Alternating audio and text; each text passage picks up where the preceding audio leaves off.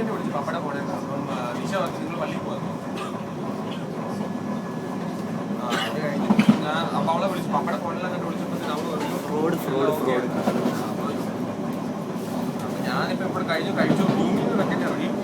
റൂമിനില്ലല്ലോ മരുന്ന് ഞാൻ വരണം. അപ്പം നമ്മളിത് ഇറങ്ങി കഴിക്കാൻ പോവാം. കഴിച്ച് കഴിഞ്ഞാൽ അവർക്ക് 3:15 കഴിക്കണം. അപ്പം അവിടെ ഞാൻ പിന്നെ അത് കഴിയുമ്പോഴത്തേന് അപ്പം ഞാൻ കൂടി ചിലപ്പോൾ എനിക്ക് വരാൻ നോക്കി. ഇനി അവനെ കണ്ടിട്ട് കണ്ടതിന് ശേഷം ഞാൻ അവിടെ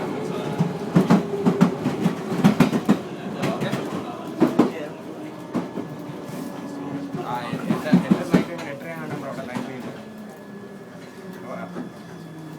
അല്ലല്ല അവിടെ അവിടെ അവിടെ എത്തുന്ന അങ്ങനെ ഞാൻ ചെക്ക് ചെയ്തില്ലേ ചെക്ക് ചെയ്തില്ല. എന്നാലും ഇങ്ങനത്തെ പരിപാടികൾ നല്ലതായിരുന്നു. ഞാനൊന്നും പഠിച്ചില്ല. ബട്ട്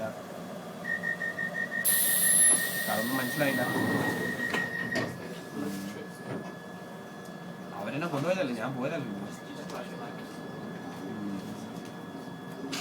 അന്ന് അവരുദ്ദേശിച്ചു, പക്ഷെ എനിക്ക് മനസ്സിലായില്ലല്ലോ.